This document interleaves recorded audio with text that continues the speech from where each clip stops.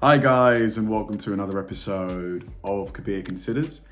In this video, I'm going to react to the origins of gun culture in the US. Now, this is going to be a very, very interesting video. As someone from the UK, there is no sort of gun culture here as far as I'm aware. I believe some farmers are allowed to keep and own guns, but they are very, very highly regulated. I think they have to do like certain checks. They get spot checked as well. I think people randomly turn up to ensure that the guns are kept in the appropriate like cabinets and, behind a safe or whatever it is. So there's a lot of rules, I think, for these farmers. But obviously in America, I think it varies state by state, but on average, you guys have a lot more choice and freedom when it comes to firearms.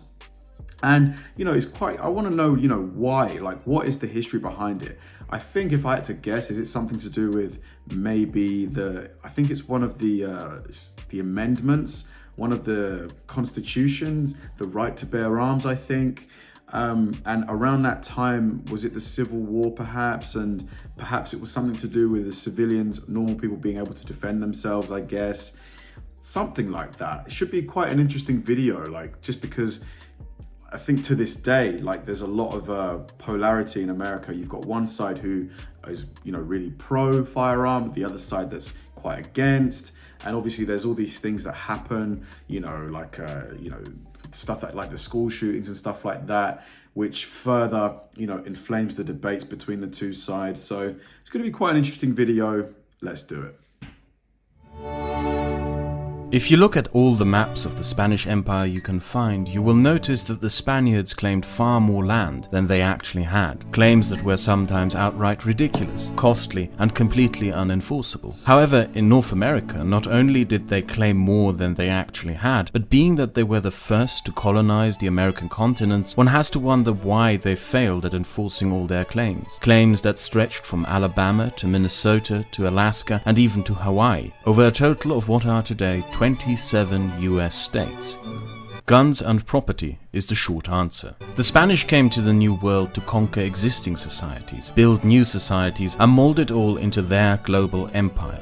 Unlike the Dutch, British, and French, who mainly had financial interests, the Spanish idea of empire had more in common with how the Romans built empires. They wished to export the Spanish way of life, assimilate conquered people into their society, and enforce a Spanish social structure upon their subjects. And part of Spanish colonial life was that the colonials were strictly forbidden from owning firearms. Colonial subjects didn't own firearms or even property, but were mostly day laborers on plantations and mining complexes owned by corporate interests like the Basque Guipuzcoan Trading Company. When Spain came to the New World, it encountered large native kingdoms such as the Aztecs, so Spain brought an army and conquered them. But when the Spaniards encountered nomadic native nations in places like Chile, Texas, Venezuela, and New Mexico, they ran into trouble. You can conquer Tenochtitlan, but how do you conquer a constantly moving group of peoples not dependent on one particular spot of land? The Much more difficult, much more. Spaniards encountered the same nomadic warfare that bested the Romans, Russians, and Chinese before them. And since they banned their citizens from owning firearms, the only way a semblance of security could be established was by an expensive military presence.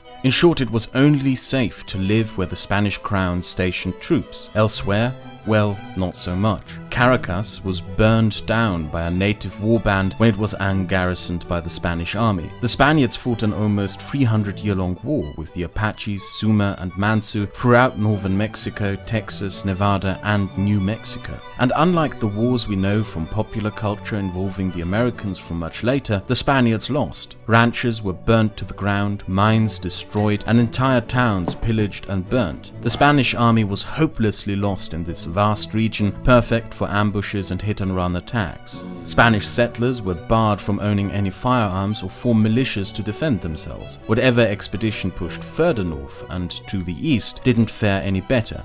Okay, so I'm guessing that perhaps the leaders of America at the time saw what happened to the Spanish and, due to their perceived sort of vulnerability because of the lack of firearms that the citizens could own, decided to completely go in the other direction, Could that be the sort of genesis of American gun culture? Spanish expeditions sent to explore and settle Georgia, Alabama, and Mississippi just disappeared, and presumably because they were wiped out by the Cherokee. Then, in the 1600s, the Spaniards started executing Pueblo shamans for sorcery and witchcraft. The Pueblo, who were a settled people, rebelled and kicked the Spaniards out of Santa Fe and the Rio Grande Valley, restricting Spanish activity to southern Texas and California from then on. The Spanish colonial social order didn't allow for a successful settling of this area, as it was unequipped to conquer and assimilate nomadic natives or patrol the vast lands.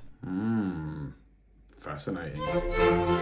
The British had a completely different colonial policy. They explicitly encouraged their colonial subjects to own firearms. More than that, they handed out the land they had taken from the natives to settlers. And that land, aka property, is the reason why most of these settlers came in the first place. Europe was a mess. For a new life, right? I'm guessing, what is this, after the wars, like pre sort of World War One, the sort of many wars that Europe had at the time. Of large landowners, serfdom, high grain taxes, and famines. Political rights, if existent at all, were also tied to how much property a person owned. Having a plot of land that was your own was a prospect irresistible to many, and irresistible to the British Crown was what these settlers would do on that property. Buy slaves, grow cash crops, sell them to British trading companies, and thereby increase the wealth of the empire. And the British also allowed the means of defending that property. The settlers would be personally invested in their colonial property and thereby the colonial economy. The British would profit, not have to spend money on an expensive large standing army, could invest in a large navy to bully others, and the armed colonials would take care of the French, natives and Spaniards because they weren't just protecting the empire but their own property. The mistake the British made in the end was assuming that this colonial strategy wouldn't backfire. How did it backfire? The colonial policy of handing out the land and permitting the ownership of guns for settlers is one the British practiced in every colony they settled, which is why all these countries have less constraining laws on private gun ownership to this day, except for those who in modern day... Australia, they do, don't they? I'm pretty sure that the Australian gun policy is more similar to that in the UK right now than the US. Although I will check that, but I'm pretty sure. Introduced gun control laws. The United States, however, is different from the other colonies. Guns and the gun culture that developed became tied to property. The reason one owned a gun was to protect what was yours, or what you had taken from others. It became essential to the promise of the country to those who came to it, but also part of its darkest chapters. As much as you may read or hear of the American gun culture as something tied to a violent history, racism, hunting, frontier life or other, and as much as you might hear debates by legal scholars... Is it true though you can buy a firearm in Walmart? Like, that is something that's constantly sort of said here in the UK and in Europe. Like, is it actually true you can go in there without any kind of check and just pick up, you know, a pistol and just walk out? Or are there checks in place? Because I personally think that you should probably, you know, do a background check just to ensure the person is of sound mind. Scholars and politicians theorize the modern and past meanings of the Second Amendment. The truth of the matter is that this country's gun culture developed out of and goes hand in hand with the promise of owning your own property and being permitted to defend what is yours. And that is a powerful drive that is hard to break. German and French gun culture revolved around having guns to kill each other. Polish gun culture revolves around being prepared for invasion. Same with Swiss gun culture. And as Europe increasingly became a more peaceful place, these gun cultures, and with them the ownership of guns, eroded or were drastically changed and reinvented. The United States have barely enacted any regulations to limit ownership of firearms, even when a sizable amount of the population used said firearms in an armed insurrection to keep slavery legal. If the Americans didn't restrict firearms ownership after they were used in an attempt to keep slavery legal, I doubt they will do so now after massacres and increased gun crime. There is, however, one thing that is steadily undermining the United States gun culture and might eventually be its undoing, something that is largely unnoticed in the modern gun debate. Ownership of private property is on the decline. And with the American gun culture being so deeply tied to property rights, what is most likely to in the end change the legal landscape on firearms in the United States is the change of American society itself from... Yeah, I do think perhaps with, the wealth gap widening, quite drastically, potentially they might become, really expensive for a lot of people to own. So that could be one thing that affects it. I don't know though, we'll see. Property owners into indebted rent-paying day laborers. Very interesting. Fascinating video. I'm sure this topic is gonna, it's gonna spark a very interesting debate. I really hope that we can keep it civil in the comments.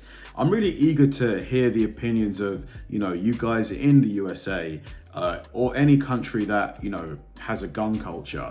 Let me know if you've noticed any changes, whether it's regulations that have increased or maybe they've relaxed, whether it's ownership of these weapons increasing or reducing in your states, because like the USA, I think each state is pretty much like its own sort of sovereign state, really. They can enact its own laws to a degree. So let me know if you've observed any sort of changes, and let me know your thoughts and opinions on, things like the gun control push and, gun culture as a whole. Let me know what your thoughts are. Thanks for watching, guys, and I'll see you in the next one.